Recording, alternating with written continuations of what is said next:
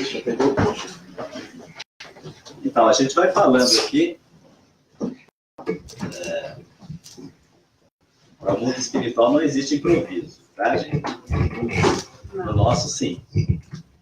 Porque até o nosso improviso está de acordo com a programação dos espíritos. Então, a gente vai falando aqui até a chegada da nossa irmã. Se ela chegar, a gente vai ceder a palavra para ela, tá bom? E a coisa interessante é que essa é a minha ferramenta de muitos anos. Por exemplo, o meu querido José Damasceno Sobral e da Elisa, é a Bíblia Sagrada, em que a gente estuda todos os princípios da doutrina. Porque aqui está inserido o Livro dos Espíritos, o Livro dos Médiuns, o Evangelho segundo o Espiritismo, Gênesis, está tudo aqui. As 5 obras, o Pentateuco da Revelação Espírita, a gente encontra quando a gente começa a trabalhar na pesquisa e vai como que desdobrando os olhos de ver, né? E como eu não ia trazer a Bíblia, eu trouxe, porque eu tinha intenção de ler no meu percurso, no trem, algumas passagens e parábolas. Eu abri agora, como que porventura e não acaso, e saiu justamente na página em que eu acondicionei esses princípios, que são os princípios fundamentais da doutrina espírita. É muito divulgado no meio espírita, principalmente aqui nos Estados Unidos, a gente percebe com muita frequência 5 princípios fundamentais. E a gente é capaz de pesquisar, de trabalhar 15 princípios fundamentais. Existem outros mais, porém esses são os mais importantes.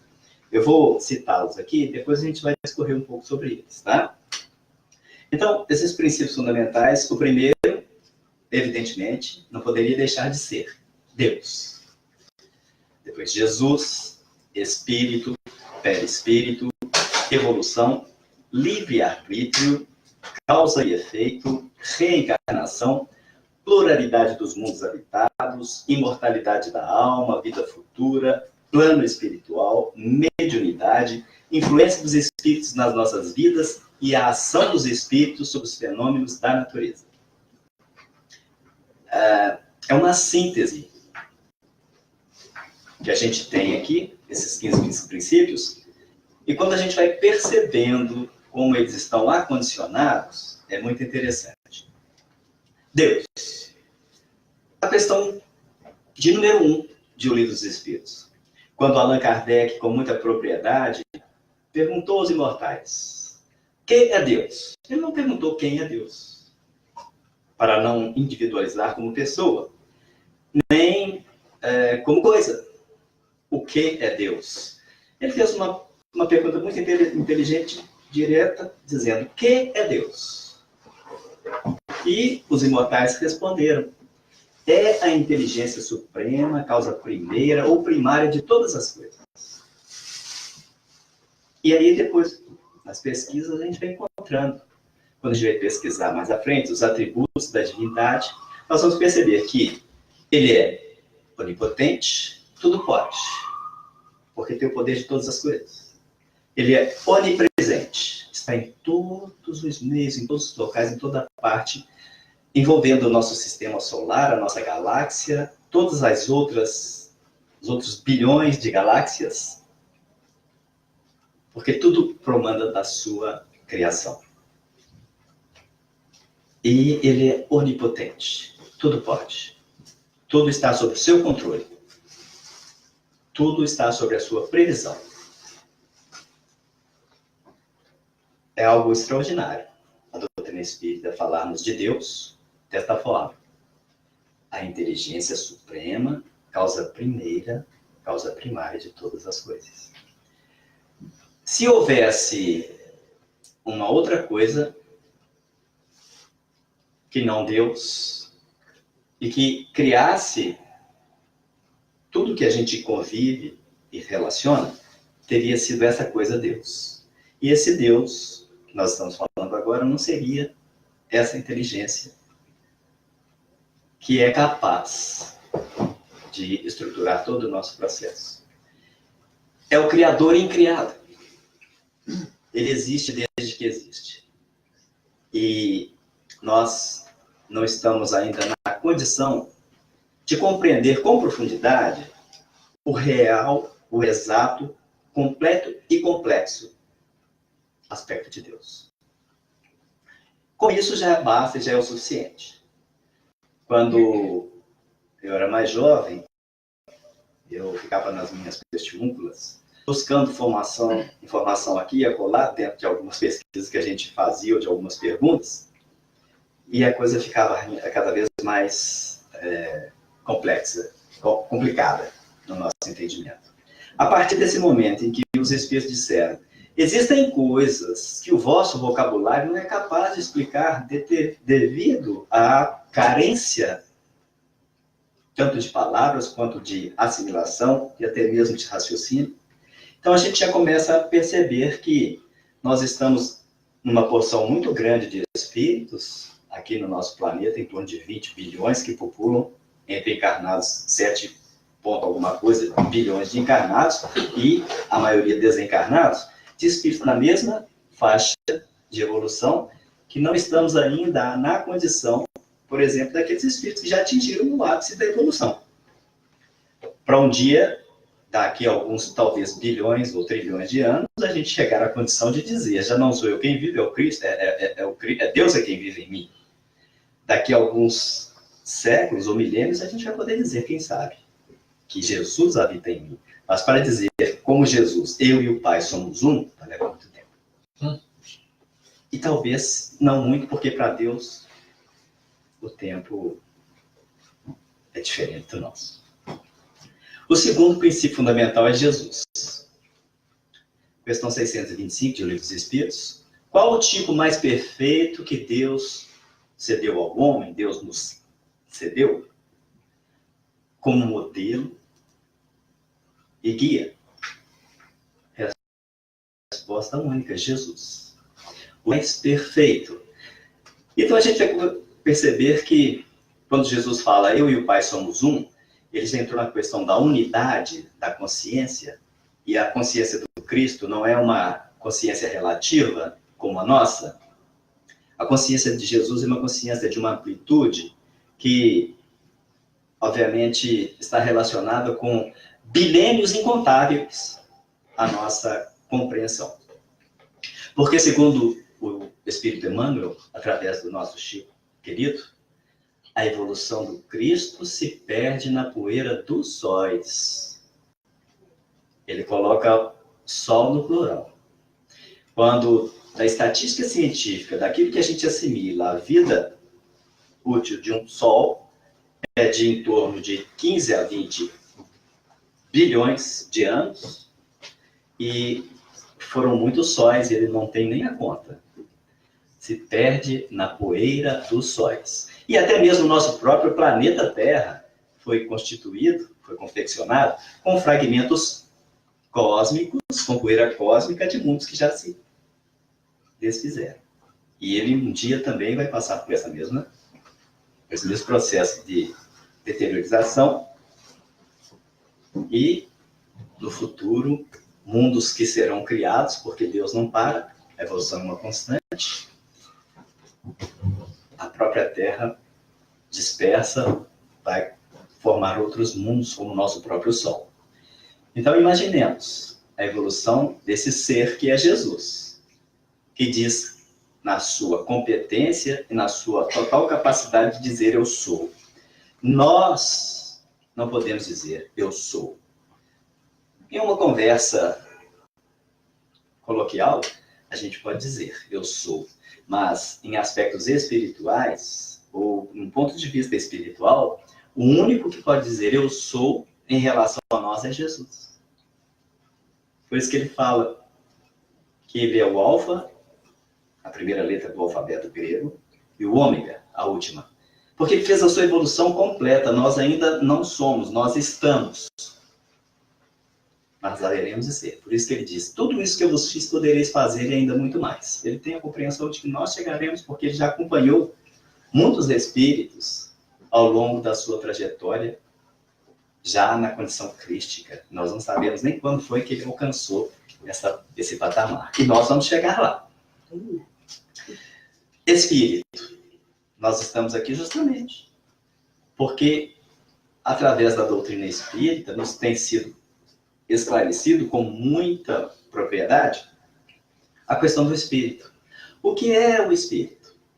É o ser imortal que povoa o universo, que é capaz de sobreviver após o decesso do corpo. Então, ele subsiste e pré-existe ao corpo físico. Imortal, que teve um princípio, fora criado, saiu das mãos do Criador, e a partir desse momento viverá para todo sempre, porque será inextinguível. Será, na nossa linguagem humana, eterno, ou eternizado. Mas teve um princípio.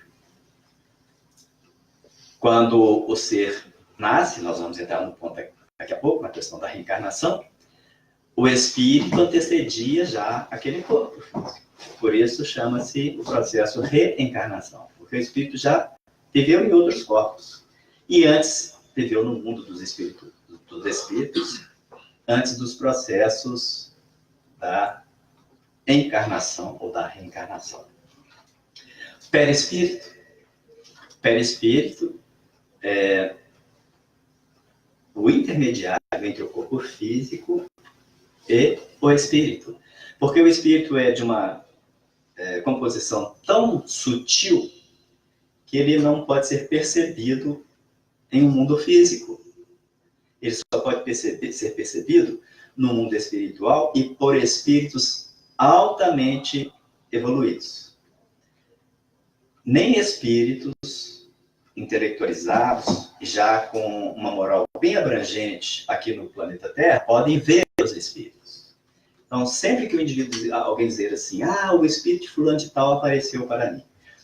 O espírito não tem como aparecer a um médium. Então, apareceu, foi a vestimenta que o espírito se utilizou, talvez naquela última encarnação, em que o indivíduo possa até ser reconhecido. Isso é muito fato, que ocorre corriqueiramente, principalmente para familiares, onde existem médiuns presentes. Mas ele também pode utilizar-se, através de um processo ideoplásmico, usando a sua mente, a utilizar a roupagem de uma outra existência. Quando Emmanuel se apresentou a primeira vez para Chico Xavier, lá em Pedro Leopoldo, num lugar muito simples, próximo a um córregozinho, um regatozinho bem simplesinho, ele se apresentou trajando a indumentária de um senador romano, com as características em que ele fora, àquele tempo, o senador Públio Lentulus, há 2000 anos. Quem teve a oportunidade de ler o livro vai recordar-se disso. No entanto, ele poderia ter utilizado a sua última reencarnação, que foi como o padre Manuel da Nóbrega, o jesuíta, que catequizou aqui no Brasil, responsável, juntamente com José de Anchieta, pela Fundação em São Paulo. Quem teve a oportunidade, né, foi lá naquele marco importantíssimo, que foi o colégio, né, com os jesuítas, em São Paulo. Isso aí vocês podem, quem não teve a oportunidade de visitar, está lá, preservado, muito bonito. Então, é o perispírito, essa estrutura que, na realidade, quando o indivíduo fala assim, o espírito fulano de tal apareceu para mim. Por quê? Porque tem aquela forma do corpo físico. Quando, na realidade, é o corpo físico que tem a estrutura do perispírito, viu, gente? Não é o perispírito que parece-se com o corpo físico, não. Porque o processo é muito interessante da reencarnação.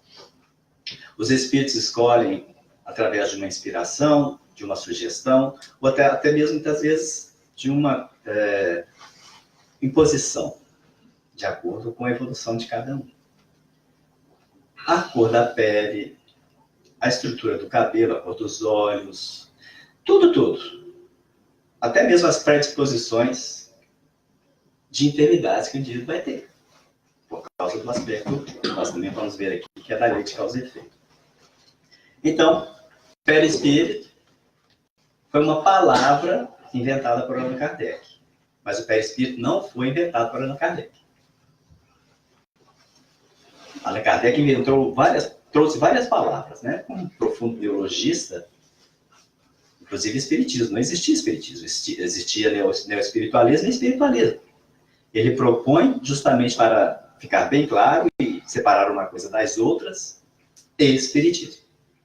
Como perispírito, como reencarnação, não existia.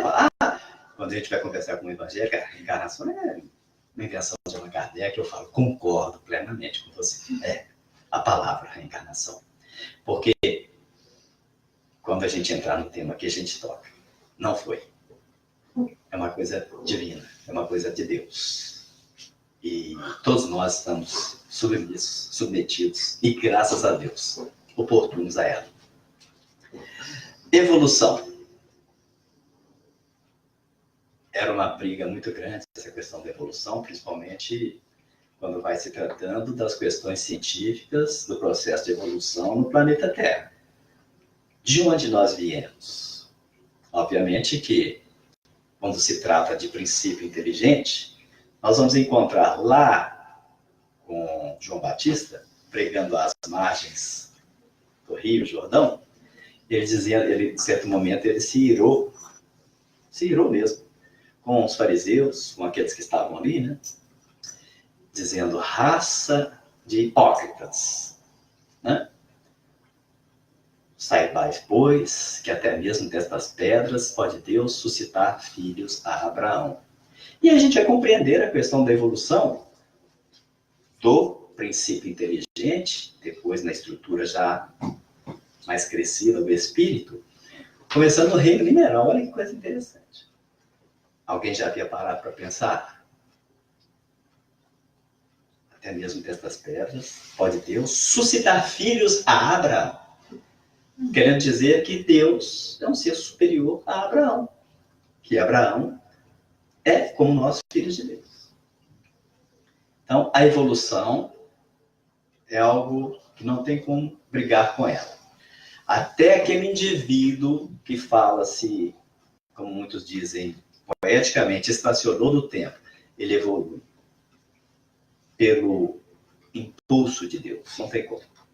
Ele pode estacionar em alguns aspectos da vida, mas, de alguma forma, ele vai estar evoluindo. Por isso que existem espíritos que são extremamente intelectuais e ainda muito voltados às questões trevosas, principalmente fomentando guerras, destruição, domínio, poder, e são muito, muito, muito mais inteligentes do que a gente possa imaginar. Livre-arbítrio. A liberdade de escolha, a liberdade de viver, de relacionar, e a liberdade de aceitar ou não, que também é relativo. A gente pode aceitar ou não no nosso convívio, nas nossas relações. Mas aquilo que a vida impõe pelos desígnios de Deus, não tem como. Aí o indivíduo pode até revoltar-se. Então, no Centro Espírita, lá no interior de Minas Gerais, comemorando lá alguns anos de abertura, uma festividade, um orador veio de fora para falar sobre o tema livre-arbítrio. E aí, discorreu com tranquilidade o tema. Algumas pessoas não concordavam que realmente existe um livre-arbítrio, porque na realidade existe relativo. Porque todos nós estamos sob o determinismo divino. E é tão interessante e importante essa questão do determinismo divino, que o próprio Jesus, que é um ser cuja evolução transcende a nossa compreensão e inteligência, e a nossa própria evolução, dizia-se, eu não vim senão para fazer a vontade daquele que me enviou. Então, ele que tem um livre-arbítrio muito grande, disse até, o meu alimento é fazer a vontade do meu Pai. Então, Jesus, ele, certas vezes, ele chegava ao indivíduo e curava. Outras vezes ele conversava com o indivíduo e dizia, esclarecia para que aquela pessoa aguardasse. Como o caso de uma paralítica que ele ficou muito amigo, ela muito ansiava porque ele fazia várias curas, mas ele conversou com ela e ela se assimilou de tal maneira em que ela compreendeu e aceitou. Levar até o fim da vida dela naquela condição de paraplégica. Porque existem situações que ele poderia, obviamente, fazer com que ela andasse, mas era melhor para ela daquela forma. Como o caso do paralítico de Cafarnaum, que ele curou e depois o companheiro se complicou ainda mais, né? Bom, e aí, quando terminou a palestra, eles foram para a pracinha, os dois ficaram conversando, o diretor da casa e o palestrante. E aí, foi chegando, passando a hora, passando o tempo, e eu concordo, existe, não existe, mas existe, mas não existe. Chegou um assaltante com um revólver, apontou para o peito do dirigente e falou assim, a carteira ou a vida? Aí o palestrante, você decide. Aí ele compreendeu, relativamente, mas existe. Né? Parece algo brincadeira, mas aconteceu de fato. Causa e efeito. Até mesmo a questão daquilo tudo que a gente pode observar no nosso convívio. Sobre Deus, voltando ao primeiro princípio. Quando Allan Kardec questiona onde podemos encontrar provas, evidências da existência de Deus. E a resposta, no axioma em que aplicais às vossas doutrinas, não há efeito sem causa. Olha, portanto, em tudo aquilo que não é obra feita pelas mãos do homem, e o que acontece? A vossa consciência vos responderá. E aí a gente vai perceber que mesmo aquilo que o homem é capaz de criar, de inventar, na verdade ele não está criando, ele está co-criando, porque somos co-criadores, segundo Emmanuel, em plano menor. E estamos como que reinventando, porque o Chico trouxe várias experiências, por exemplo, quando ele dizia de aparelhos, e a gente pode constatar na própria psicografia do livro Nosso Lar. Quando André Luiz vai a uma determinada sala, já em processo de reequilíbrio, e ele se senta e percebe que haviam várias peças, né, e um aparelho, hoje a gente sabe que é esse aqui, que ele dizia que era uma tela plásmica, onde podia-se ver cenas, inclusive da própria Terra. Era o aparelho de computador, era o televisor.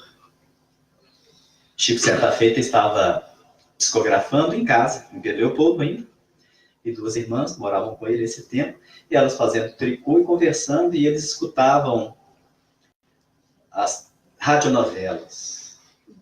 E era muito interessante. Na minha infância, eu ainda tive a oportunidade de ouvir algumas. Ele também. Ele ri, mas ele também. Isso é velho, igual o cajado de Moisés. E ri dos outros. Então, de repente, e o Chico, a psicografia mecânica, muito tranquila, às vezes ele psicografava com as duas mãos, dependendo da necessidade. Tanto que uma vez os repórteres, a gente vai participar nisso já precedendo, a questão da própria mediunidade, que é um dos itens aqui, certa feita ele recebeu repórteres que foram pesquisar, foram entrevistar o Chico, e alguns até queriam criar situações, sabe? Deselegantes com o Chico. E o Chico psicografava com as duas mãos e atendia verbalmente, respondendo às perguntas. Psicografava com as duas mãos. Bom, não tem como a gente fugir dessas questões quando a gente pesquisa. Quando a gente começa a estudar, o nosso raciocínio vai dilatando e a gente vai assimilando, porque é muito claro e a doutrina nos favorece. Existem várias obras. Vamos dar uma adiantada. Reencarnação, mais uma que o Kardec inventou, né? Mas ela já existia. E não muito claro para os judeus, na época de Jesus, porque eles tinham um entendimento de ressurreição.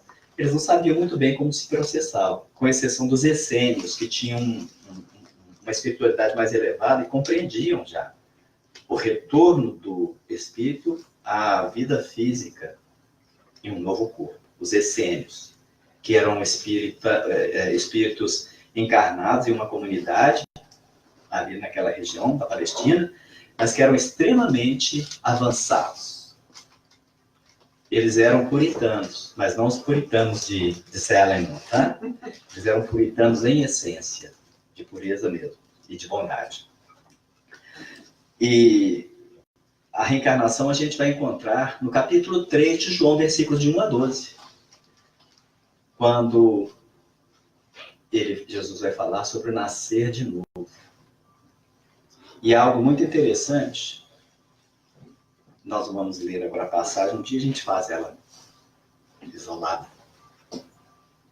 Tá? A passagem completa sobre a reencarnação. É que quando Jesus vai dizer sobre a reencarnação, ele fala assim, que é necessário nascer da água e do Espírito. E muitos fizeram o compromisso ou o pacto do batismo.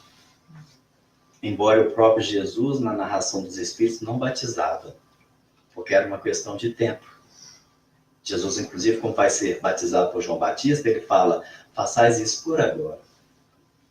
Porque não queria quebrar os protocolos necessários a um processo de entendimento e de assimilação. Mas quando ele vai dizer da água, hoje a gente sabe a constituição do corpo físico. Quando alguém aqui já acompanhou o crematório, ou pós-crematório, quer dizer, a gente não vê. Eu até desci lá embaixo e a pessoa deixou eu ver, eu vi lá realmente a incineração. O volume do nosso corpo em cinzas, no aspecto sólido, é muito pouco. A maior constituição realmente do corpo físico é a água. Quando o espermatozoide vai no fluxo envolvido no líquido seminal, a constituição é água. Quando ele penetra o ovário, e aí já no processo da mitose, da meiose, da multiplicação celular, né? 4, 8, 16, 32, 64, e assim até formar trilhões de células, aquilo tudo vai estar no meio aquático, que é o líquido amniótico. E quando nasce, antes da sua chegada, tem que haver a corredeira, a cascata, o jorro d'água. A bolsa d'água tem que se quebrar. Então, nascer da água é reencarnar. Mas o espírito é a transformação do espírito. É o nascimento da nova criatura. Por isso que Paulo dizia, eu nova criatura sou. Um corpo já de um homem maduro. Vamos adiantar um pouco, senão não dá. Pluralidade dos mundos habitados. Onde é que a gente vai encontrar isso na fala de Jesus, meus irmãos? Onde? Na casa do meu pai há muitas moradas. Na casa de meu pai há muitas moradas. Olha que coisa linda. E ele ainda fala, olha. Como é? Eles ainda falam. Realmente, está afiadinho. Vou preparar-vos lugar. Vou preparar-vos lugar. E aí, para aqueles discípulos que estavam mais ao ladinho dele, ele ainda diz, para que onde eu estiver, estejais também vós comigo. Mas que coisa maravilhosa é a gente compreender que o próprio planeta Terra é uma das moradas da casa do Pai. Eu tenho acompanhado no Netflix esses últimos dias, esses episódios que falam, que mostram lá a África, vai mostrando, sabe, a natureza, os animais. Gente, que coisa maravilhosa é o nosso planeta. Que coisa linda, que coisa bela. Aliás, quando o astronauta teve a possibilidade de vislumbrar o planeta, ele perplexo disse, a Terra é azul. Naquela visão ótica que a gente consegue perceber sem as questões da vidência, que é um dos aspectos da mediunidade, que a gente vai falar daqui a pouquinho. Então, há muitas moradas na casa do meu pai, todas as constelações, todos os sistemas solares e, obviamente, as cidades espirituais, como Nosso Lar, Morada Nova, Novos Horizontes,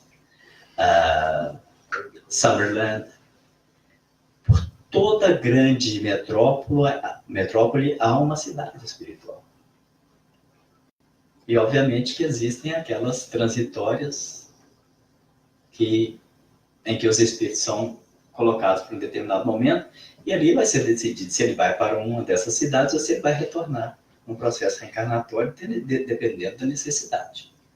Porque, embora exista um prazo reencarnatório para cada pessoa, que possa ser de 30 a 80 anos, talvez até mais, quanto mais evoluído o espírito, menos tempo ele vai ficar aqui, ele vai ficar mais tempo lá. Quanto mais necessitado, mais rápido ele retorna ao processo reencarnatório. Existem até reencarnações que quase que são imediatas, a ponto de alguns espíritos terem lembranças de vidas passadas, e até alguns casos que foram pesquisados pelo Dr. Ian Stevenson, que tive a oportunidade de ler a obra, 20 casos desse tipo de reencarnação, tem em inglês e português, em que indivíduos na Índia eram capazes de reconhecer a casa, o local, a família, e impressionante, a pessoa em que tivera o problema ou a felicidade. Imortalidade da alma. A prova mais maravilhosa foi o retorno de Jesus através da ressurreição. Ele mesmo confirmando, quando ele retorna após o processo da crucificação. E os médicos que são capazes de perceber através da vidência, através da clarividência, a perceber a presença de espíritos que muitas vezes são comprovados. A mediunidade extraordinária de Chico Xavier possibilitou o intercâmbio de mães que sofriam muito, sentindo a perda dos filhos, com a reaproximação daquilo que o Chico trazia através da fala e da escrita. Houve um período, inclusive, que Chico dedicou a psicografia tão somente às cartas consoladoras, onde os desencarnados vinham e, quase que na sua maior parte, filhos trazerem mensagens: mamãe, aqui estou, eu vivo. Vida futura. Quando Jesus dissera: tudo isso que eu vos fiz, podereis fazer e ainda mais, podereis no futuro. Alguns daqueles discípulos fizeram naquela encarnação algumas coisas que Jesus realizou como curas. Inclusive Pedro, né, era uma coisa extraordinária. A sombra de Pedro curava, de maneira em que eles deitavam os enfermos para que quando Pedro passasse, a sua sombra os tocasse e eles eram curados. Mas olha que coisa extraordinária, gente. O que é a sombra? O que é a sombra? Hã? Não. É a projeção de algo sólido que está sendo irradiado pela luz. Qual era o sol que irradiava Pedro? Qual era? O sol, Jesus. Então era um trabalho, uma dobradinha extraordinária. Era Jesus usando a mediunidade de Pedro. Eu arrepio de falar nisso.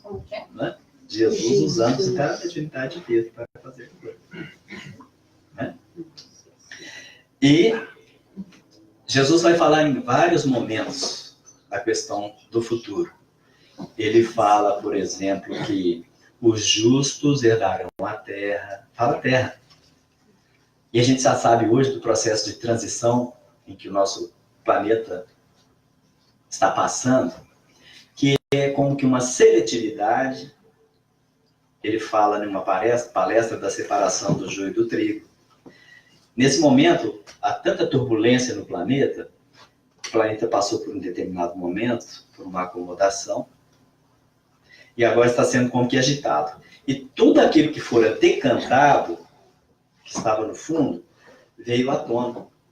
E nós estamos no meio de um soluto com muitas intempéries.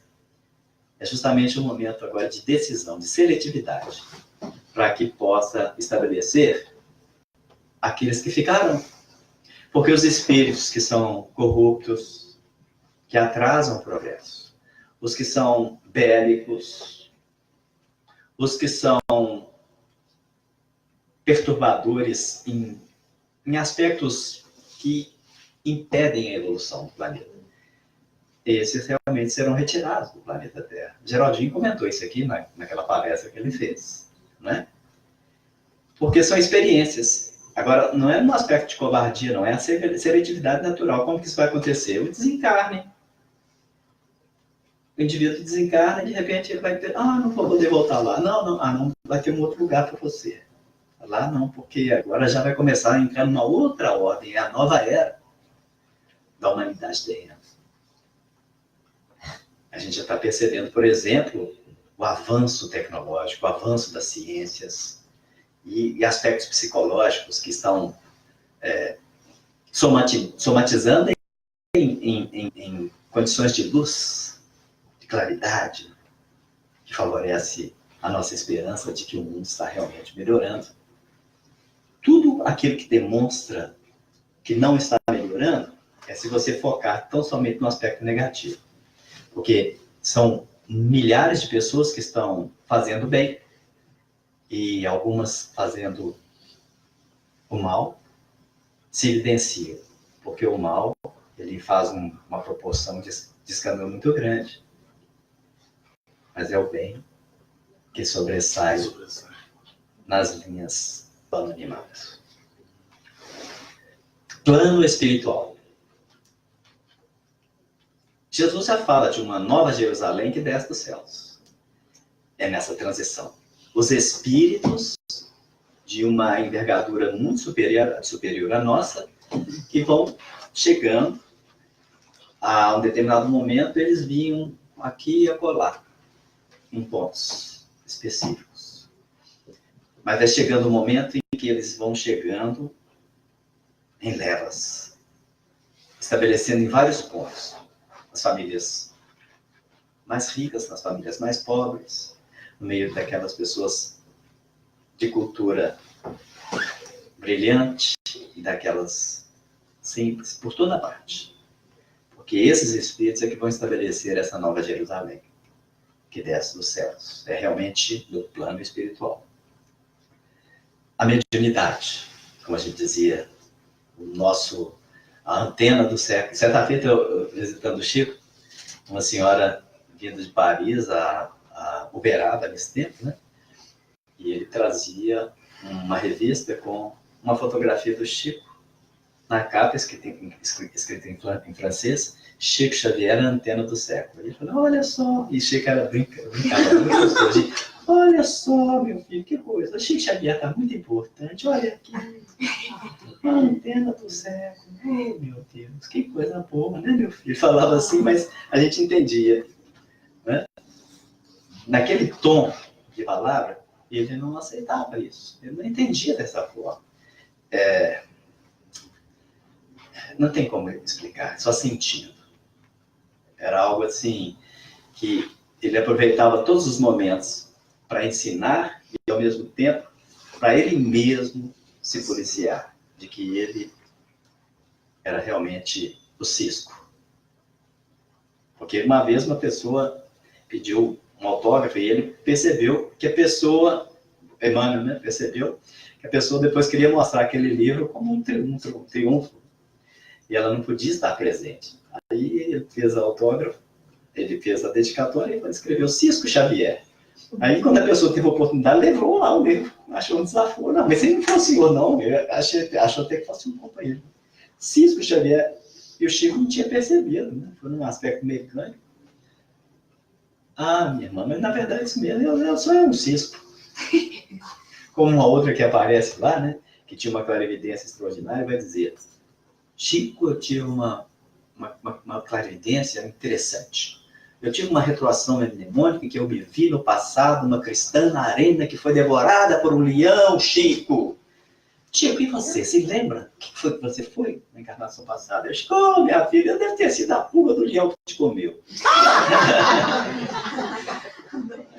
Desse jeito, Chico. E a mediunidade, Jesus ele vai usar-se da mediunidade através das curas, através dos efeitos físicos de materialização. A gente já teve a oportunidade de falar sobre isso aqui, certa feita. Ele recompunha células deterioradas no corpo físico de um leproso. E isso era motivo de muita ira dos fariseus e dos saduceus. Porque eles não eram capazes.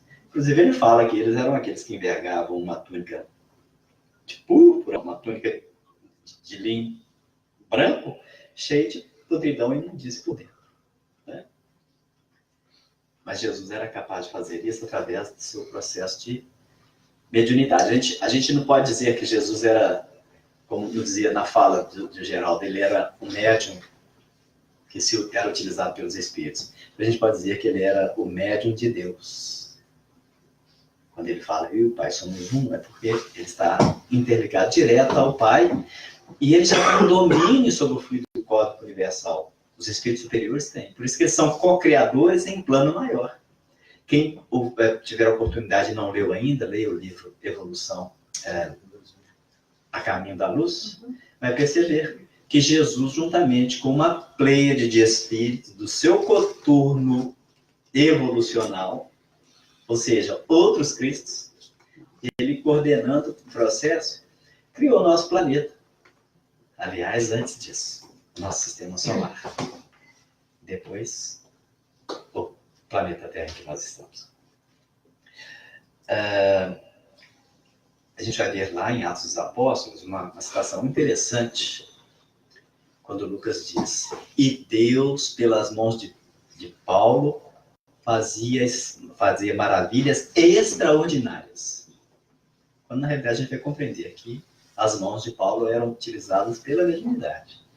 Porque ele começou aquela permuta, né? Que ele fez de si mesmo, do perseguidor a perseguido, e depois aquele que declarava a mensagem do Cristo, transformou-se de maneira tal que ele pôde dizer, já não sou eu quem vive, é o Cristo quem vive em mim, e foi realmente, né? Porque o próprio Jesus dissera para Ananias, vai, porque esse é o meu vaso escolhido. Então já havia um trabalho, uma espera, que antecedia todo aquele processo. Jesus sabia de quem se tratava. E aí Paulo era capaz, com a sua mediunidade, de fazer coisa realmente extraordinária. E a gente vê os médiuns de efeitos físicos, médiuns que a gente pode ver na pesquisa, que fizeram coisas que transcendem.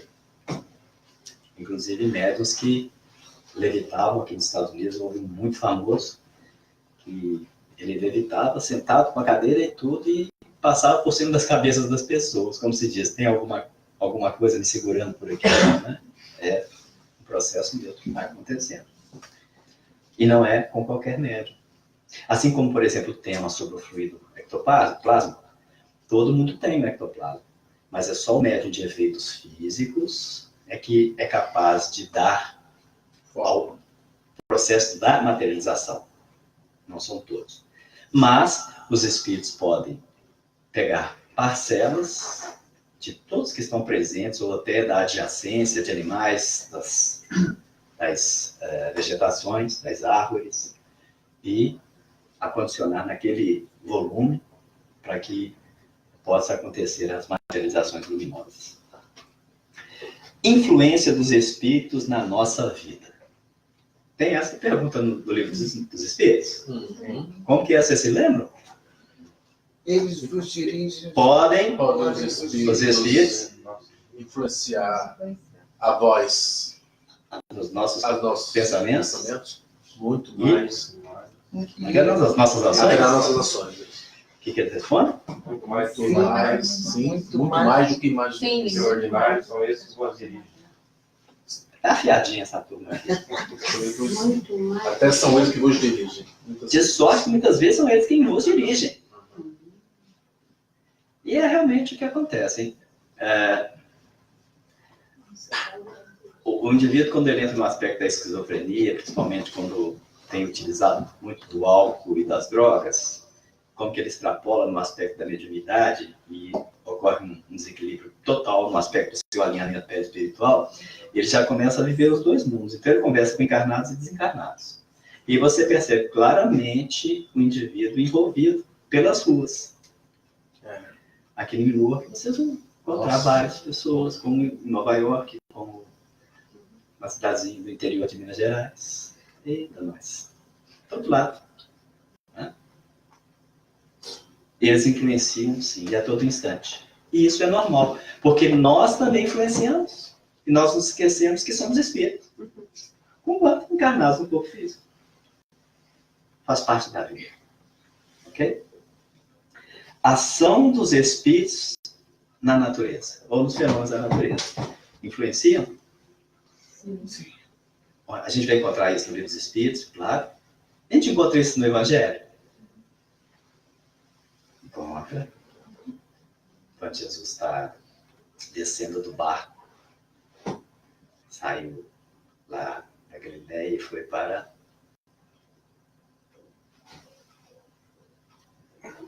Gadara. Lembra o que aconteceu? Ele começa a caminhar depois de descer do barco. Aí vem um indivíduo lá. Ei, Jesus, filho de Davi, que tenho eu contigo? Não me venha perturbar. Me deixa aqui, né? No meu Mauê, que está gostoso do jeito que eu estou vivendo. E aí Jesus vai advertir aquele espírito, vai conversar com ele, porque Jesus falava sempre com muito amor. Com muito amor. O amor de Jesus, não vamos citar nomes, por um indivíduo que provoca uma situação desastrosa, desgraçada, de descuido, de desmando, é o mesmo que ele tem por um João evangelista. É o mesmo amor. O que vai diferenciar de certa forma, é como que vem o retorno desse amor. A gente vai ver no Evangelho João, o discípulo amado, mas a gente vai ver a questão da ressonância, né? Pedir fé.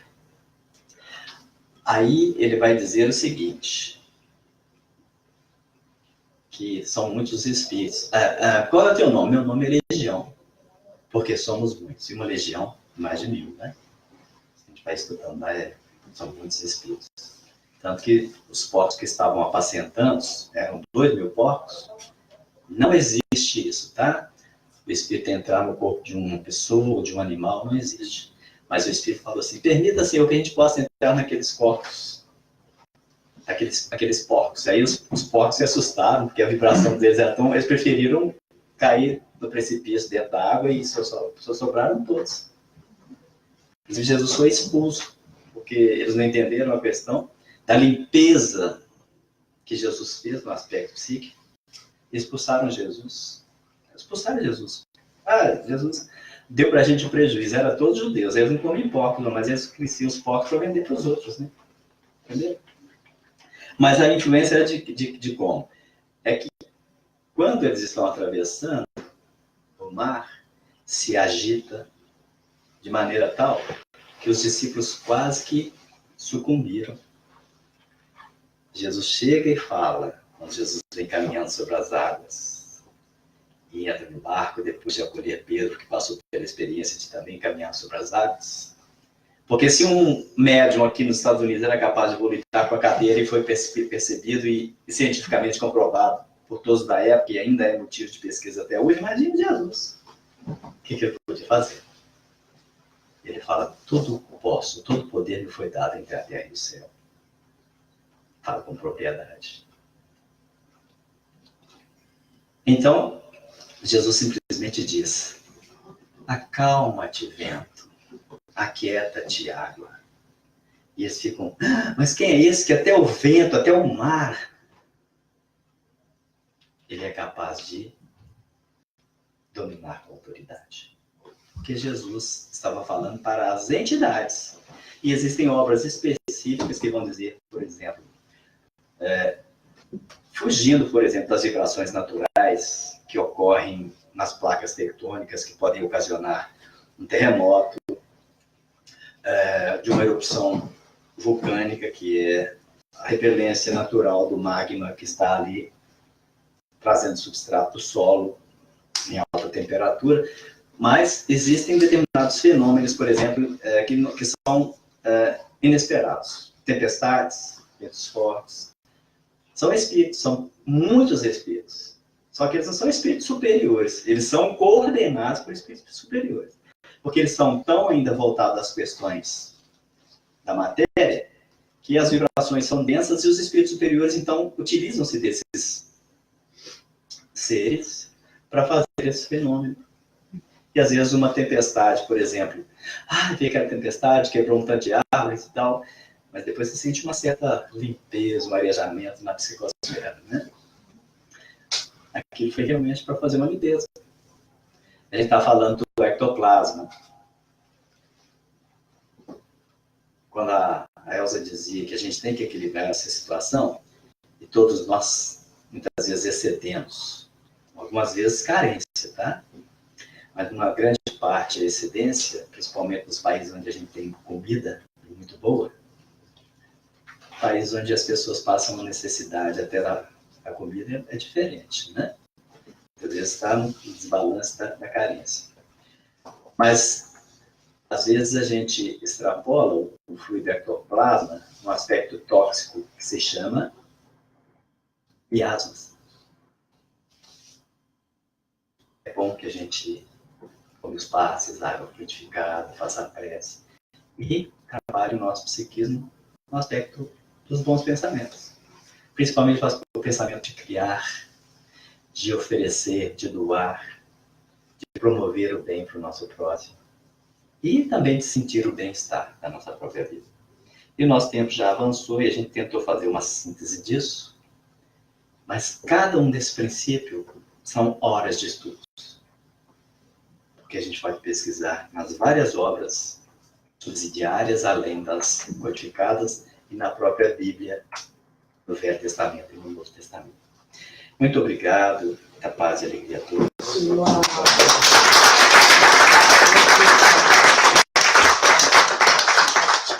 Quando eu crescer, eu quero ser igual o Hércules.